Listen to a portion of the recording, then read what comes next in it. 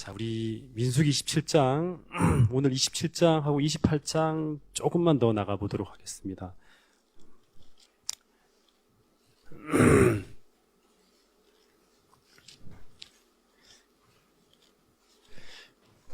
요 정도 페이스로 하면 2월 중에는 이제 민수기가 끝날 것 같습니다. 네. 자, 1절부터 5절까지 한번 읽어볼까요? 요셉의 아들 므낫세 종족들에게 므낫세의 현손 마길의 증손 길리앗의 손자 헤벨의 아들 슬로브핫의 딸들이 찾아왔으니, 이 슬로브핫의 딸들이 이제 이 27장 초반부의 주인공입니다.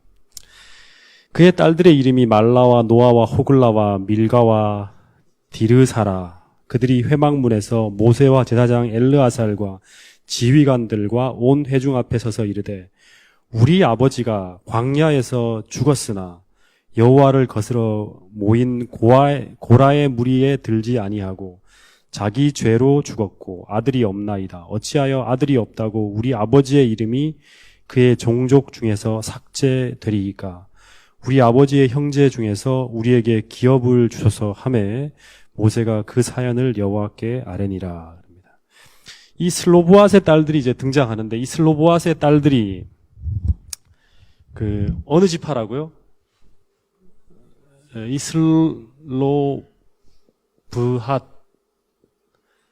딸이라는데, 이 슬로보앗의 딸은 민수기에 여러 번 나옵니다. 여러 번. 좀 특별한 사람들이에요.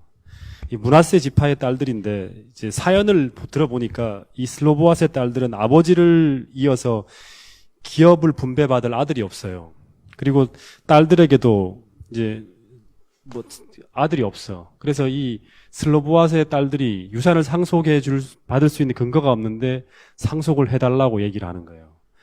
근데 이 이야기가 나오게 되는 이유가 보면 26장의 이야기가 들려지고 난 다음에 나오죠. 26장을 보면 이제 가나안을 정복한 후에 각 지파의 영토를 분할할 때 그 영토를 받을 수 있는 사람들이 누구다? 20세 이상의 남자들에게만 국한된 거예요.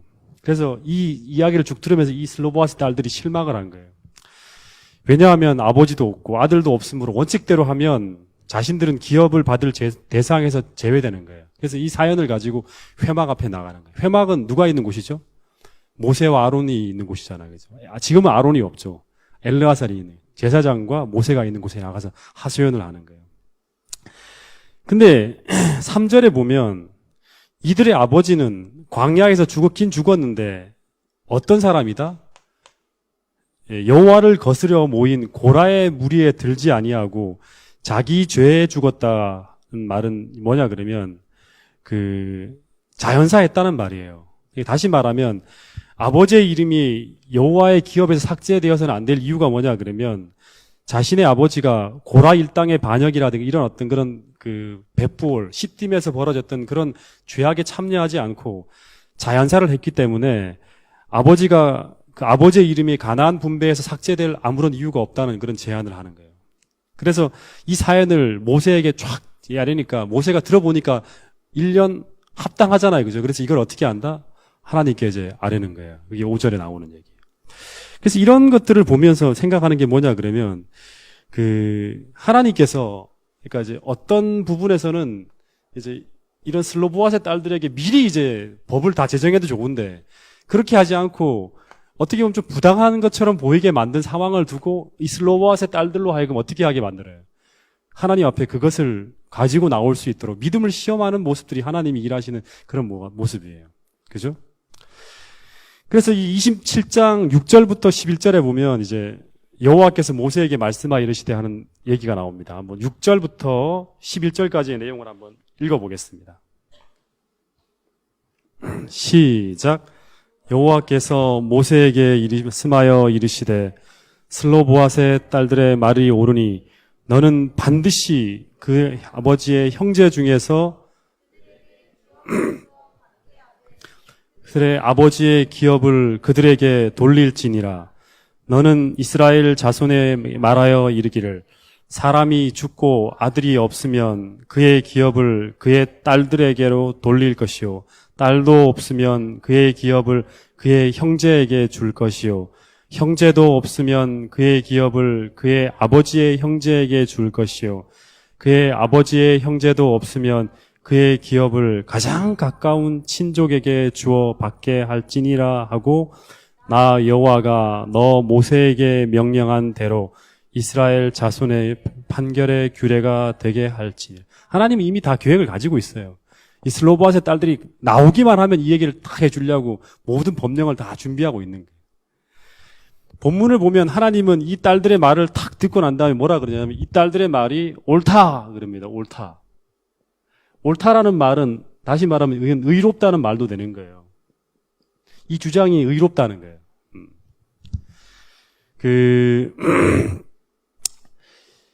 무엇이 옳은가 하면 이 딸들은 어떤 옳은 일을 했죠? 그냥 어떻게 보면 이기적이잖아요.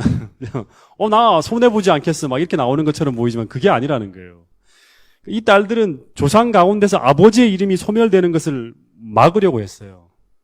그 주장이 의롭다고 하는 거예요. 다시 말하면 이 딸들은 하나님으로부터 주어지는 축복, 그러니까 이 슬로보아스라는 어떤 가문에 주어지는 이 하나님의 축복, 이 기업을 타인에게 빼앗기지 않으려 하는 거룩한 소망이 있었어요. 여러분, 이런 소망은 하나님이 주시는 축복을 내가 잃지 않겠다 이런 소망은 거룩한 거예요. 이건 이기적인 게 아니에요. 그래서 하나님이 이 슬로보안 여인들의 이 열성과 소망을 의롭게 여기셔서 새로운 특별법을 만든 거예요. 그래서 원래 자신의 기업을 아들에게 물려주는 것이 1차적 원칙이지만 아들이 없을 경우에는 딸들에게로, 딸도 없으면 형제에게, 형제도 없으면 아버지의 형제, 아버지의 형제도 없으면 누구에게 물려주라? 가장 가까운 친족에게 물려주라는 거예요. 이렇게 하는 이유는 하나님의 은혜로 나누어 주신 각 지파의 땅들이 계속해서 그 지파 내에서만 전수되기를 바라시는 거예요. 이 다른 지파에게 팔려 넘어가면 안 돼요.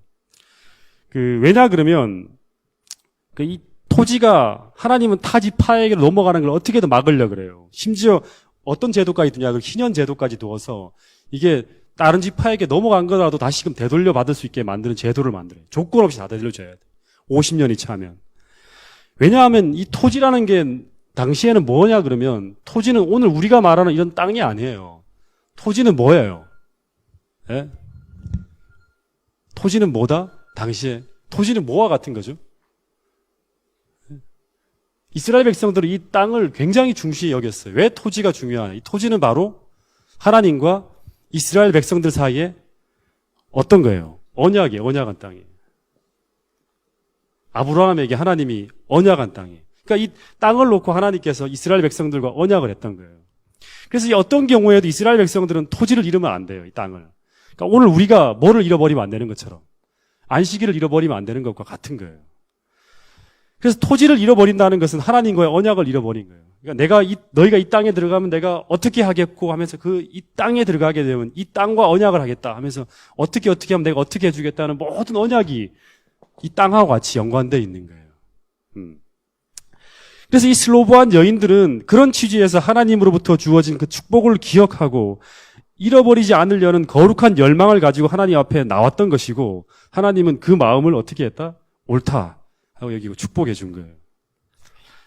그래서 이 하나님이 이스라엘 총수를 계산하는데 20세 이상의 남자들만이 이제 그 땅을 얻으려 하는 그 속에 예외되어지는 사람들이 등장합니다.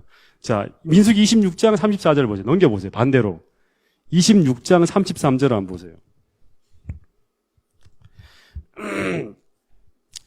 앞에서 나오는 모든 사람들은 다 남자 이름만 나와요. 남자 이름만 쭉 나오는데 갑자기 이 므낫세의 종족들을 이야기할 때 33절에 보면 헤벨의 아들 슬로보앗은 아들이 없고 딸뿐이라 그 딸들의 이름은 말라와 노아와 호글라와 밀가와 다르시니 하는 이런 얘기가 나오는 거예요. 앞에서는 다 남자들 이름만 나와야 되는데 갑자기 슬로보앗의 딸들의 이름이 등장하는 이유는 바로 이 27장의 이런 이야기 속에서 만들어진 거예요. 예. 특별하게 만든 거죠. 예. 그리고 나중에 이제 민수기 이 마지막 장에도 보면 이 슬로보앗의 여인들의 이름에 또 등장합니다. 여러분, 오늘 우리에게도 하나님은 하나님의 은혜와 우리에게 축복으로 주어진 어떤 것들이 있죠. 예? 오늘 우리들에게도 이런 슬로보앗의 딸들에게 주어진 이 하나님의 축복이 우리에게 있나요? 예? 하나님의 은혜와 축복으로 주어진 어떤 사명이나 어떤 것들이 있나요?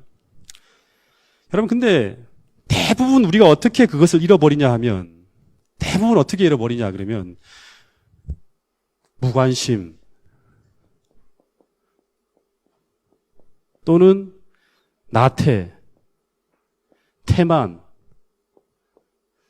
이런 것들로 말미암아 그런 모든 것들을 잃어버린다는 거예요. 하나님이 우리에게 주신 은총과 축복들을 잃어버리게 만드는 게 바로 이런 것들이에요. 그러니까 우리가 별것 아니게처럼 여길 수 있어. 이 슬로보한 여인의 딸들도 보면 딴 사람한테 시집가면 그만이야. 예. 그죠? 그럼 그 남자가 주는 어떤 그런 기업을 가지고 살면 돼. 근데 그렇게 하지 않는 거예요. 예. 여러분, 오늘 우리가 별거 아니게 여긴 게 어느 순간 우리가 그것을 잃어버리고 난 다음에 우리가 통곡할 만큼 굉장히 중요한 것들이 될 수 있는 것들이 참 많습니다. 여러분, 우리가 지난번에 공부했던 것처럼 야곱과 에서의 이야기를 알 거예요. 야곱과 에서. 그죠? 에서가 결국에는 장자의 직분, 어떻게 보면 이런 하나님이 그에게 주신 이 기업을 가볍게 여겼다가 이제 잃어버리잖아요. 통곡을 하잖아요. 근데 여러분, 야곱과 에서의 차이는 하나였어요. 그 창세기 이야기를 쭉 읽어보면 야곱이 되고 에서가 에서가 되게 하는 그 차이는 하나였어요. 그것은 바로 뭐냐 그러면 하나님이 주시는 그 축복의 특권을 어떻게 생각하는가였어요. 관심이 있는가 아니면 팥죽 한 그릇에 팔아먹을 정도로 가볍게 생각하는가 하는 정도였어요. 오늘 내가 있는 이 위치들, 내가 가지고 있는 어떤 이런 그 하나님이 주신 기업으로 주신 이런 명분들이 있잖아요. 그죠? 슬로보아스의 딸이라는 어떤 그런 이 가문의 자손이라는 어떤 하나의 명분들이 있단 말이에요. 이런 것들을 우리가 어떻게 생각하는가 굉장히 중요합니다. 그래서 예수님이 비유 가운데 보면 이 진주를 누구에게 던지지 말라? 주지 말라? 네, 돼지에게 주지 말라는 말이에요. 왜 이 진주를 하나님이 진주를 돼지에게 주지 못하시는가? 돼지는 진주의 가치를 알 수가 없기 때문에 그래요. 돼지는 그 진주를 진주로 보지 못하고 어떻게 합니까? 막 굴리는 거예요. 더러운 데다. 소중히 생각하지 않는 거예요. 여러분, 오늘 우리가 하나님이 우리에게 주시기로 언약한 그 약속과 축복과 기업들을 오늘 우리가 어떻게 생각하고 있는가? 하나님이 우리에게 주신 계명들, 그죠? 되게 중요하죠, 그죠? 안식일의 축복, 남은 자손으로 우리에게 맡겨진 기별들과 사명들, 건강 기별들, 이런 모든 것들을 우리가 어떻게 생각하고 있는가? 그 가치를 우리가 정말 알고 있는가? 아니면 대수롭지 않게 생각하는가? 이 뭐 별것도 아니야. 여러분, 이것이 바로 여러 가지 상황 속에서 이 슬로보한 여인들처럼 우리가 잃어버릴 지경에 처할 그런 환경 속으로 들어간다 하더라도 오늘 우리가 이 슬로보한 여인들처럼 그 모습처럼 우리가 그것을 잃어버리지 않기 위해 최선을 다할 수 있는가 한번 생각해 봐야 돼요. 그죠? 결국에 찾아오잖아요. 하나님은 기다리는 거예요. 그 믿음을 가지고 천국을 침노에 들어오기를 기다리고 있는 거예요. 여러분, 이 모든 것들이 이 마지막 시대에 우리에게 주어진 이 모든 것들이 우리 삶을 통해서 귀중하게 보존되어지고 또 실천되어짐으로 말미암아 그 축복이 우리 자손들에게까지 계승되어지는 이 슬로보한 여인들처럼 그 축복이 자손들에게까지 계승되어질 수 있는 그런 축복의 사람들이 다 될 수 있기를 간절히 바라겠습니다. 이 가치를 우리가 알아볼 수 있는가 없는가 굉장히 중요합니다. 자, 이제 12절 좀 스피드 있게 또 나가보도록 하겠습니다. 12절에 또 다른 이야기가 나옵니다. 이 민수기의 이제 드라마가 거의 이제 마지막으로 가고 있어요. 12절. 자, 읽어보겠습니다. 시작.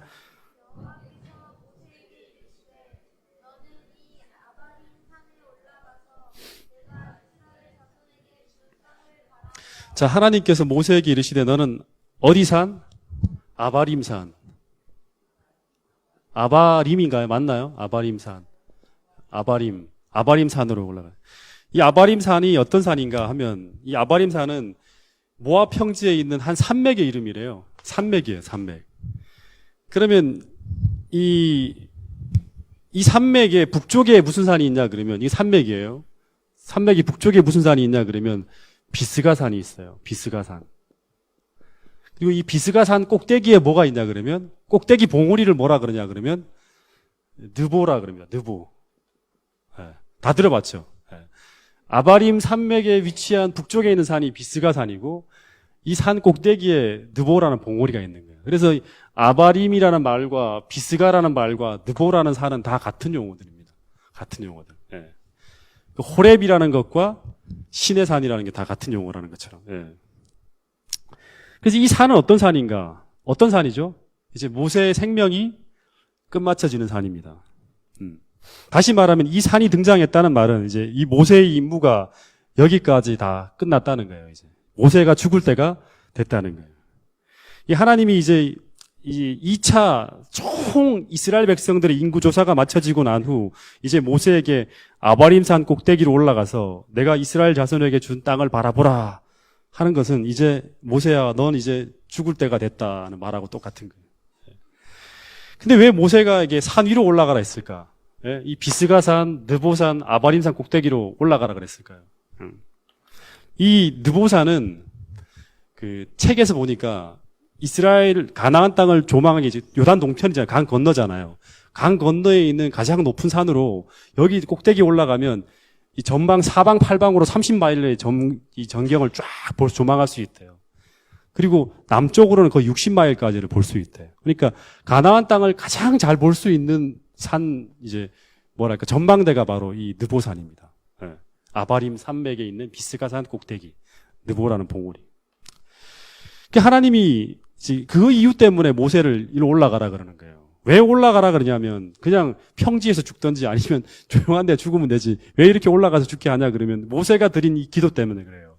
모세가 어떤 기도를 드렸냐 그러면 신명기 3장 보세요. 원래는 이제 신명기와 같이 민수기를 계속 같이 넘겨가 보면 이제 훨씬 더 자세하게 볼 수 있어요.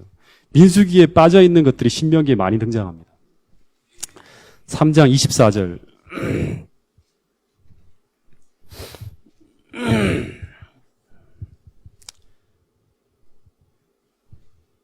25절부터 볼게요. 25절.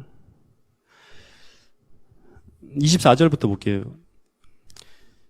지금 모세가 기도하는 거예요. 주 여호와여 주께서 주의 크심과 주의 권능을 주의 종에게 나타내시기를 시작하였사오니 천지간에 어떤 신이 능히 주께서 행하신 일 곧 주의 큰 능력으로 행하신 일같이 행할 수 있으리이까 하면서 구하옵나니 나로 건너가게 하사 요단 저쪽에 있는 아름다운 땅 아름다운 산과 레바논을 보게 하옵소서 하되 하면서 이제 모세가 굉장히 간절하게 하나님께 이제 구하죠. 그러니까 여호와께서 너희의 연고로 내게 진노하사 내 말을 듣지 아니하시고 계속 기도했지만 안 들어요. 그죠? 내게 이르시기를 뭐다? 그만해도 족하니 이 일로 다시 내게 말하지 말라. 더 이상 말하지 말라. 가슴 아프게 하지 마. 모세야 그러는. 근데 이런 말을 하고 난데 하나님 마음이 편하실까 안 편하실까? 예? 편하실까 안 편하실까요? 하나님이. 예? 더 이상 나에게 말하게 하지 마. 더 이상 기도 그만해. 이렇게 말하고 난 다음에 하나님 마음이 안 편하신 거예요. 그렇게도 수고하고 그렇게도 모세가 열망했던 그 가나안을 모세가 이렇게 보고 싶어 하는데 이 기도를 무시할 수 없어서 하나님이 모세를 위해서 가나안 땅을 조망할 수 있는 가장 좋은 장소를 물색에 찾아낸 곳이 바로 뭐냐 그러면 느보산이에요. 그래서 27절에 보면 더 이상 기도하지 마. 하지만 내가 네 기도를 들어줄게 하는 거예요. 보고 싶어요 하나님. 그 가나안 땅 한 번만 보게 해주세요. 막 그러니까 27절에 너는 비스가산 꼭대기에 올라가서 눈을 들어 동서남북을 바라고 내 눈으로 그 땅을 보라. 그러나 보기만 하라는 거예요. 내가 이 요단을 건너지 못할 것이라. 그래서 이 모세가 그 생애의 마지막에 요단강을 건너가지는 못하지만 아론처럼 그냥 보지 못하고 죽을 수도 있었어요. 똑같이 죄를 지었잖아요. 죽을 수도 있었지만 하나님께서 이 모세의 이 간절한 기도를 하나님이 응답해 주기 위해서 이 요단강 건너편에서 이 전체를 조망할 수 있는 이 산꼭대기로 데려가신 거예요. 모세야 봐 하면서 네가 수고한 그 땅으로 이제 이스라엘 백성들이 들어갈 거야. 과연 언약한 그 땅이지 하면서 한번 봐라 그러는 거예요. 하나님이 이런 분이에요. 예. 참 이런 것처럼 우리 마음의 정서를 헤아리시는 분이라는 거예요. 공의로 모든 것들을 다 결정하시지만 한편으로 그 마음이 다정다감하신 분이에요. 그래서 하나님이 이제 이 가나안 정벌을 위한 마지막 군대 조직 개편을 다 마치고 이제 토지 분배도 어떻게 하는지 다 모세에게 지시를 한 후에 이제 모세의 생애를 마치기 위해서 이 비스간산 꼭대기로 이제 데려가는 거예요. 근데 이제 하나님께서 모세야 이제 느보산 꼭대기로 올라가라 이런 얘기를 했을 때 모세가 갑자기 그 말을 딱 듣는 순간 이제 내 생명이 끝났다 생각을 했을 때 제일 먼저 어떤 느낌, 어떤 생각이 들었을까? 이제 모세가 내가 죽을 때가 됐구나. 이제 사형수가 이렇게 착 이제 죄수 번호 딱 하고 이제 가자 딱 그런 말을 들었을 때 어떤 마음이 들어요? 갑자기 막 두려운 마음이 들 거 아니에요. 근데 모세의 마음에 어떤 마음이 들었을까? 모세가 이제 느보산으로 올라가 기도가 하나님께서 어떻게 거기서 죽을 거라 했잖아요. 그 얘기 딱 듣는 순간 모세의 마음이 어떤 마음이 들었을까? 예? 예? 이제 내가 끝났구나. 오늘이 내 제산 날이구나 생각하면서 마음에 두려움이 일었을 건데 모세가 어떤 생각이 드냐 그러면 첫 번째 모세가 죽음이 딱 임박했을 때 모세에 들은 생각이 어떤 생각이냐 그러면 다른 생각이 아니에요. 13절 보세요. 13절. 민수기 다시 돌아가세요. 27장 13절부터 보면 이제 네가 아바림 산을 올라가서 이스라엘 자손에게 준 땅을 바라보고 난 후에는 내 형 아론이 돌아간 것 같이 너도 조상에게로 돌아가리니 이는 신광야에서 회중이 분쟁할 때 너희가 내 명령을 거역하고 그 물가에서 내 거룩함을 그들의 목전에 나타내지 아니하였음이라. 이 물은 신광야 가데스 물이니라. 죽을 거라고 그랬더니 모세가 여호와께 여짜와 이르되 이제 모세가 기도하는 거야. 이런 딱 얘기를 들었을 때 여호와 모든 육체의 생명의 하나님이시여 원하건대 어떻게 해달라? 한 사람을 이 회중 위에 세워서 그로 그들 앞에 출입하며 그들을 인도하여 출입하게 하사 여호와의 회중이 목자 없는 양과 같이 되지 않게 하옵소서 하니라. 다시 말하면 하나님 내가 이제 죽고 떠나가면 제일 염려되는 게 뭐예요? 이 말썽꾸러기 이 진짜 자기 가나안에 못 들어가게 한 이유도 바로 이 말썽꾸러기들 때문이잖아요. 근데 온통 자기 생각은 뭐냐 그럼 내 죽음이나 나의 어떤 그런 연민이 아니라 누구를 생각하는 거예요? 백성들을 생각하는 거예요. 와 정말 엄청난 사람이에요. 네. 후임이 필요합니다. 하나님 이들이 흩어지면 안 됩니다. 아직까지 안 세워졌지 않습니까? 내가 죽으면 누가 이 백성들을 돌봅니까? 하면서 막 염려하는 거예요. 그러자 뭐 어떤 답이 나오냐 그러면 여호와께서 모세에게 이르시되 벌써 하나님은 모세야 그의 걱정 그만해. 이제 네 수고한 거 다 쉬어라. 이제 네 걱정 안 해도 돼. 내가 이제 이미 네 수고는 여기서 끝났어. 이제 여기서 더 이상 그런 걱정하지 마 하면서 이미 세워놨다. 누가 등장하게 될 거다? 누가 등장하게 될 거다? 눈의 아들 누구다? 여호수아다.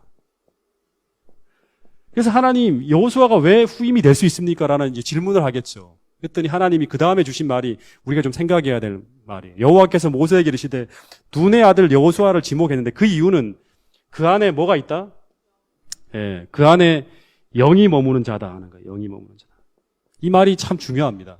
그 안에 영이 머물다. 다시 말하면 성령이 그 안에 머문다는 이 말은 어떤 의미일까요? 예, 성령이 그 안에 머문다. 이 사람은 성령이 머문다는 건 좀 추상적이잖아요. 이게 이 말이 곧 뭘 의미하냐 그러면 오늘날 우리식으로 해석한다면 성령이 머문다는 말은 하나님과 교통한다는 거예요. 교통하는 자라요. 모세가 하나님과 교통하면서 성공했죠. 다윗도 하나님께 계속 교통하면서 성공적인 지도자가 됐죠. 똑같이 하나님의 영이 머문다는 것은 하나님과 교통한다는 거예요. 늘 기도하면서 하나님의 뜻을 묻고 하나님 뜻대로 행한다는 거예요. 다시 말하면 영이 머문다는 말은 하나님과 교통하는 사람이라는 말이고 또는 하나님의 뜻을 따라 움직인다는 거예요. 뜻을 확인하고 하나님의 뜻을 따라 움직일 수 있는 사람이라는 거예요. 그러면 됐지. 예, 그러면 되는 거예요. 이런 사람이 성공적으로 하나님이 주신 지도력을 가지고 모세를 대신해서 하나님 백성을 인도할 수 있는 사람이라는 거예요. 여러분 오늘 우리는 하나님의 영이 머무는 사람입니까? 하나님은 하나님 뜻이 아니라 내 뜻대로 늘 살아가는 사람입니까? 하나님과 교통이 끊어진 채 늘 우리 마음대로 살아가는 사람입니까? 아니면 하나님의 영이 여러분의 속에 머무는 사람입니까? 여러분 이 하나님의 영이 머무는 사람 이런 표현이 쓰여진 사람들이 성경에 몇 사람 있어요? 누가 있죠? 예? 다니엘서 5장에 보면 메네 데겔 우바르 신이라는 걸 해석 못하고 사람들이 벌벌 떨 때 다니엘을 불러낼 때 그 사람은 하나님의 신들의 영이 그 속에 있는 사람이라는 얘기를 했어요. 사람들이. 또 있어요. 예? 요셉은 누구예요? 바로 앞에 섰을 때 바로가 신에 감동한 사람이라고, 저 사람은. 다시 말하면 하나님의 영이 그 속에 있는 사람이라고. 그래서 그 사람을 우리의 지도자로서 이 문제를 해결할 수 있는 사람을 우리가 쓸 수 있다고 얘기를 하는 거예요. 세상 사람들도 마찬가지. 하나님의 원칙에 따라서 하나님의 뜻을 따라 살아가는 사람들은 하나님 백성 중에 지도자가 될 뿐 아니라 세상에서도 지도자가 될 수 있는 거예요. 하나님의 지혜를 가지고 그 세상을 통치할 수 있기 때문에. 또 한 사람이 있어요. 사사기 3장 10절 한번 보세요.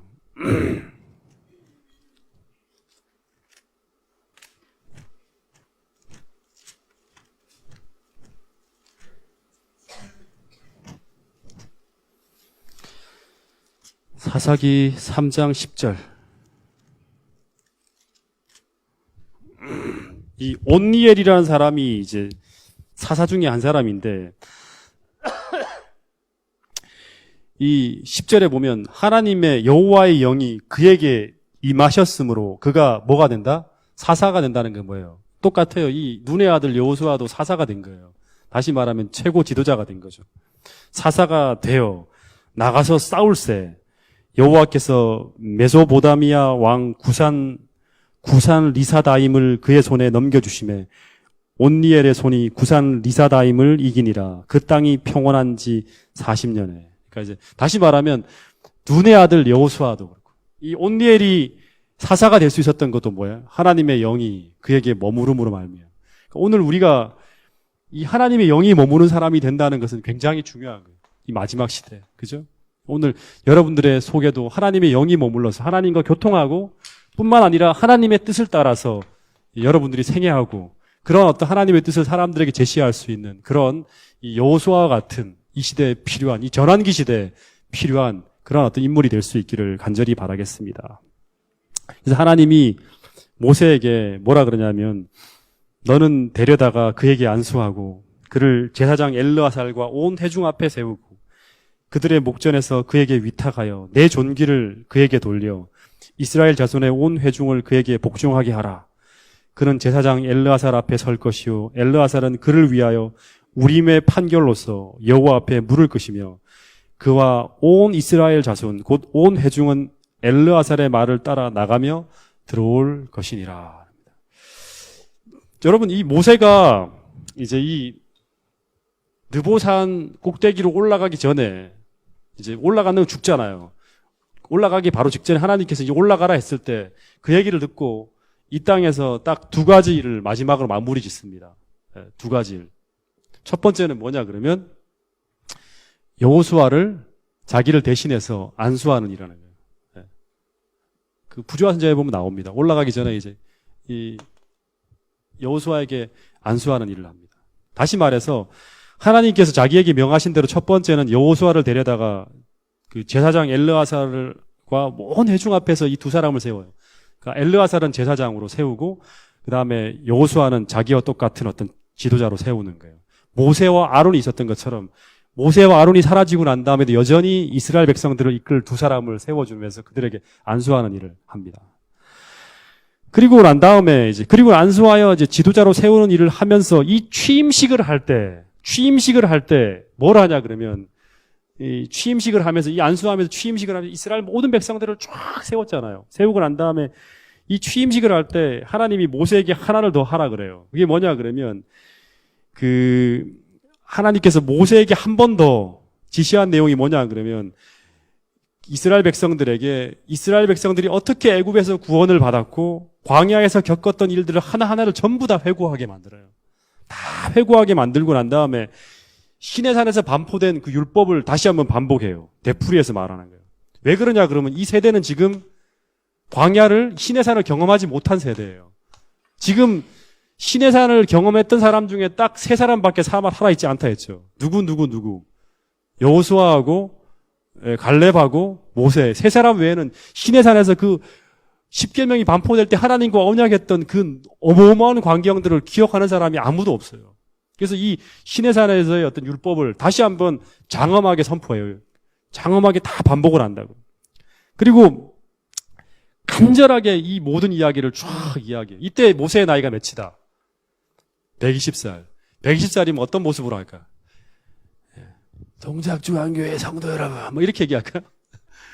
그렇게 안 하고 부조화 선지자를 보니까 그의 얼굴은 아주 신성한 빛으로 빛나고 있었고 그의 머리는 노령의 백발이었으나 체구는 딱 곧아요. 딱 곧고 그의 얼굴은 건강하면서 기력이 전혀 쇠하지 않았대. 다시 말하면 제가 목소리를 여러분들에게 하는 것보다 더 우렁차게 확신 있게 막 폭포수처럼 설교를 쏟아내는 거예요.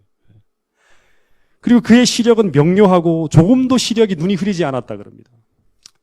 그래서 이런 어떤 아주 열정을 가지고 아직 100년은 더 할 수 있을 만큼 아주 기력이 아주 전혀 충만한 그런 모습을 가지고 하나님의 사랑과 자비를 쫙 설교하는 거예요. 그 이야기를 담아놓은 책이 뭡니까? 모압 평지에서 이 느보산에 올라가기 바로 직전에 여호수아를 안수하면서 이런 광야에서 겪었던 출애굽의 경험, 광야의 경험을 다 이야기하고 그 다음에 시내산에서 율법을 다시 한번 반복하고 이런 얘기를 쫙 다 이야기하고 난 다음에 그 이야기를 옆에서 비서들이 썼잖아요. 쓰고 난 다음에 그 책을 하나님 그 책으로 편찬하라 했거든요. 그 책이 무슨 책이에요? 예? 그 책이 무슨 책이에요? 바로 신명기라는 거예요. 신명기. 신명이라는 건 뭐예요? 신이라는 건 다시 신자예요. 하나님의 계명을 다시금 율법을 반복하는 거예요.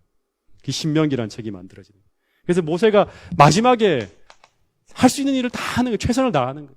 안수해서 제사장을 세우고 그 다음에 이스라엘 백성들을 위해서 한 번 더 이 하나님의 뜻을 벗어났을 때 어떤 일이 벌어질 거라는 것을 예언하면서 신명기 28장, 29장 전부 다 모세가 간절한 마음으로 하는 거예요. 죽기 직전에 유언으로 남기는 거예요. 내가 죽는다. 나는 이제 돌아갈 것이면 너희들이 내가 없더라도 실패하지 않기 위해서는 이 신명기의 하나님의 말씀들을 다시 한번 기억하라는 거예요. 그래서 이 신명기는 모세가 느보산 꼭대기에서 퇴임 연설을 하면서 쓴 책이에요. 한 내용이에요. 다시 말하면 시내산을 경험하지 못한 이 세대에게 다시금 율법을 반복하면서 하나님을 떠나지 않고 살 수 있는 그런 방법이 무엇인지에 대해서 한 번 더 간절하게 호소하는 거예요. 그리고 이 모든 일을 마치고 이제 홀로 산으로 올라가면서 민수기의 거의 모든 역사는 끝나갑니다. 여러분, 광야 1세대 중에서 이제 하나님께서 말씀하신 사람 갈렙과 여호수아 외에는 이제 아무도 남지 않습니다. 근데 모세가 생각해 보세요. 모세가 산으로 올라가면서 어떤 마음이었을까? 40년 동안 고생을 다 했어요. 근데 이 가나안에 들어가는 영광을 봅니까? 못 봅니까? 못 봐요. 다시 말하면 40년 동안 하나님을 위해서 죽도록 고생했는데 결국 그 최종 목적을 이루지 못하는 거예요. 정말 아쉽겠죠. 하나님 그래서 너무너무 아쉬워서 하나님 제가 이렇게 했는데 한 번만 보게 해달라고 들어가 죽게 해달라고 했는데 하나님이 안 돼 그러는 거예요. 다시 말해서 마지막까지 이 배도와 반역의 고통스러운 과정을 수습하면서 그 시딤에서 벌어졌던 그 엄청난 반역을 수습하면서 자기의 동료들이 다 죽어가는 걸 땅에 묻으면서 그러면서 고생만 하다가 인생이 맞춰지는 거예요. 그 산에 올라갈 때 하나님이 또 어떻게 하냐 그러면 장례를 어떻게 치르라고 말하냐 그러면 올라갈 때 누굴 데리고 가란 말도 안 해. 누구도 동행하지 못하도록 하고 혼자 올라오라 그럽니다. 혼자. 그러니까 위로를 받으면서 막 이렇게 모세 할아버지 눈의 아들 여호수아가 모세 할아버지 괜찮아요. 돌아가시더라도 우리 진짜 기억할 거예요. 걱정하지 마세요 하면서 막 이렇게 위로를 받으며 올라가는 게 아니라 사람들 대동에 올라가는 게 아니라 아무 대동하지 말고 혼자 올라가라는 거예요. 그래서 그의 임종은 다시 말하면 이 모세의 장례식은 아무도 함께하지 못했어요. 와 진짜 제가 볼 때 너무너무 하여튼 간에 이 마음에 온갖 어떤 그런 생각들을 하고 올라갔을 것 같아요. 이 모세가 홀로 올라가서 마지막 운명을 홀로 맞이하게 되는 거예요. 그러니까 혼자 죽어야 돼, 쓸쓸하게. 아론이 죽을 때 누가 같이 했죠? 모세가 그까지 같이 올라갔잖아요. 호르산에 같이 올라가면서 아론, 형, 걱정하지 마. 우리가 이렇게 실패로 끝나지 않아 하면서 막 위로하며 올라갔잖아요. 그래서 이 느보산 정상까지 혼자 올라갈 때 얼마나 외로웠을까 생각을 참 많이 했습니다. 다시 말하면 사람들의 찬사와 위로를 거의 듣지 못했어요. 모세, 당신은 성공한 사람이야. 진짜 멋있었어. 아니면 위로 이런 걸 아무도 듣지 못하고 혼자 외롭게 올라가는 거예요.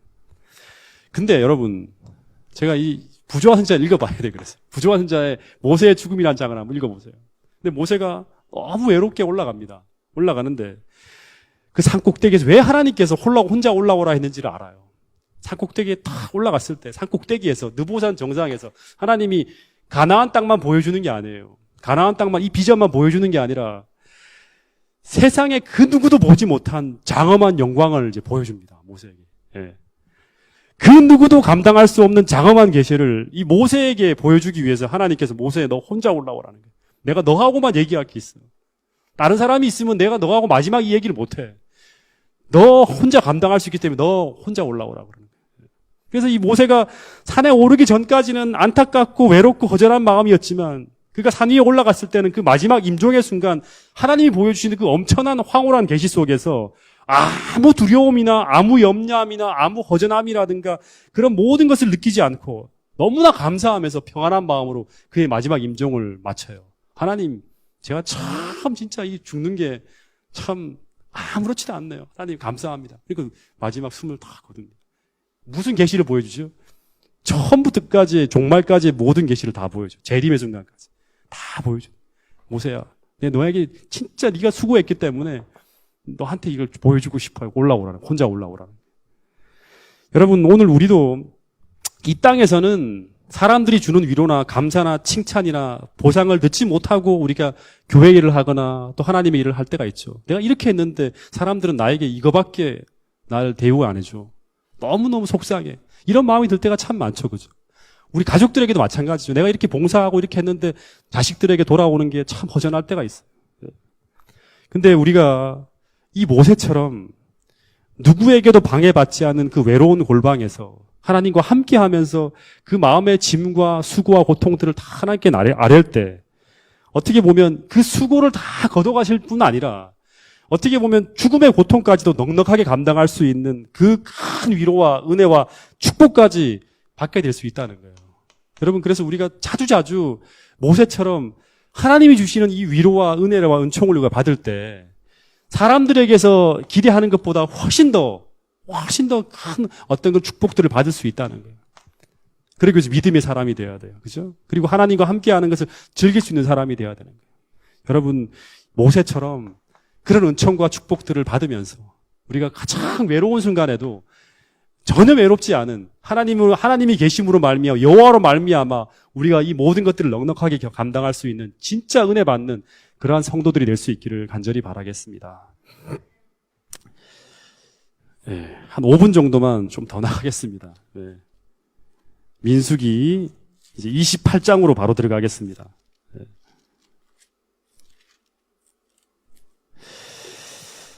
민수기 28장에 보면 이제 이 이야기는 보니까 그 신명기에 들어가야 될 그 내용들이 이제 나오는 것 같아요. 이제 모세가 이제 받았던 그 율법을 반복하면서 적었던 그 이야기들이 반복되는데 28장 1절부터 3절까지를 먼저 한번 좀 읽어보겠습니다. 28장 1절부터 3절 시작.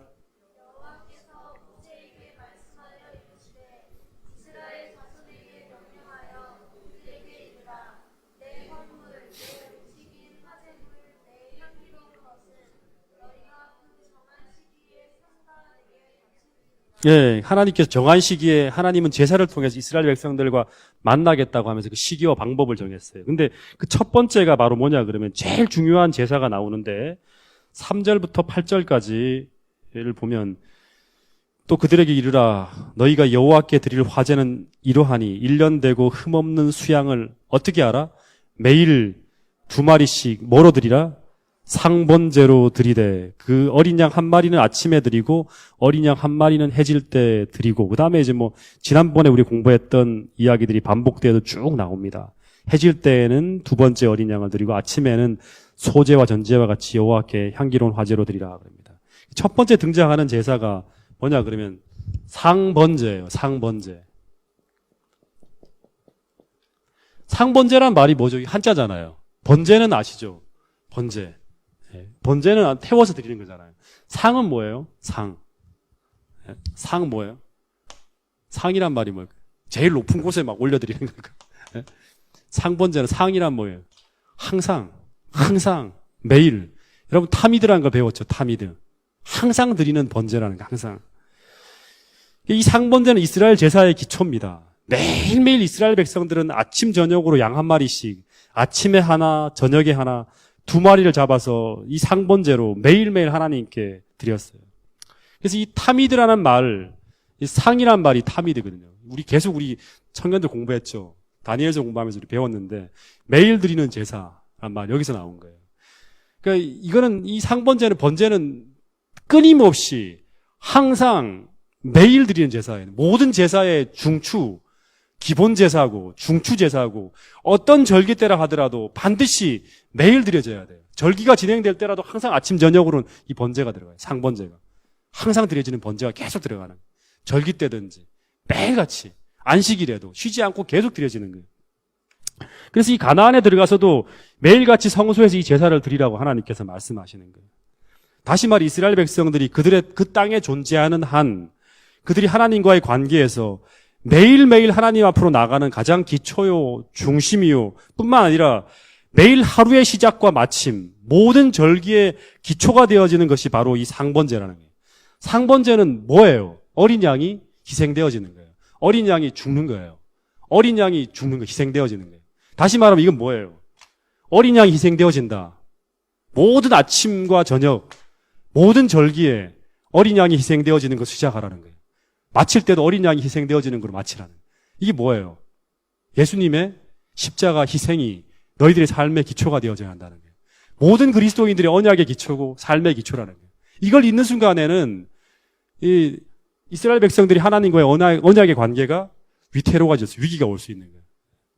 오늘 우리 모두도 신앙생활의 기초와 중심, 매일 하루의 시작과 끝, 모든 신앙생활뿐 아니라 예배와 교회 의식의 기초에 다 이 십자가의 희생이 기초되어져야 한다는 거예요. 오늘 우리가 예배를 드리는 것도 이 상번제, 다시 말하면 그리스도의 십자가의 희생에 기초돼요. 하루를 시작하는 것도, 내가 밥을 먹고 자는 것도, 오늘 하루에 무사히 마치게 되는 것도 다 십자가의 은혜의 기초라는 거예요. 여러분, 우리가 교회를 행사를 하는 것도, 절기 드리는 거죠. 그죠?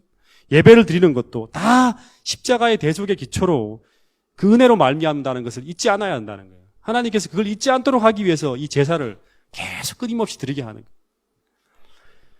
여러분, 오늘 우리도 마찬가지입니다. 우리가 안식일을 지키고 모든 걸 하지만, 그죠? 안식일이 뭐예요? 안식일에서 상번제가 계속 이어지는 거예요. 그러니까 안식일에 우리가 안식일을 지키는 것도 이 십자가의 은혜가 우리에게서 사라졌다 그러면 그것이 모든 기초가 무너진다는 거죠. 그죠? 오늘 우리가 다른 어떤 기별을 가지고 증거한다 하더라도 그게 열심을 낸다 하더라도 이 예수님의 십자가의 은혜에 대한 기초가 무너졌다 그러면 이 기초가 무너지는 거예요. 그러니까 오늘 제가 성서 공부를 할 때도 그랬죠. 번제단에서 피어오른 그 불을 가지고 떡을 굽고 등대에 등잔을 붙이고 향불을 피운다 했죠. 그죠? 이 불이 꺼졌다 그러면 떡을 구울 수가 없어요. 말씀이 해석이 안 됩니다. 그리고 기도가 하나님 앞으로 올라갈 수가 없어요. 다시 말해 성령의 등대가 우리 영혼에 켜질 수가 없다 했죠. 그러니까 이 십자가는 모든 것의 기초입니다. 그 불을 가지고 모든 걸 다 켜는 거예요. 그러니까 오늘 내 신앙의 중심도 마찬가지로 십자가에서 벗어났다 그러면 오늘 우리는 자기 열심을 가지고 자기 의로 말미암아 살아가는 어떤 그런 신앙의 위험이 빠질 수 있다는 거예요. 오늘 다시 한번 여러분의 생각과 마음이 십자가를 향할 수 있게 되기를 간절히 바라겠습니다. 우리 신앙의 모든 기초와 중심이 바로 이 십자가가 될 수 있기를, 상번제의 이걸 힘으로 말미암아 우리가 시작할 수 있는 이 예수 그리스도의 사랑으로 말미암아 역사하는 그 믿음을 가지고 하루하루를 살 수 있게 되기를 간절히 바라겠습니다.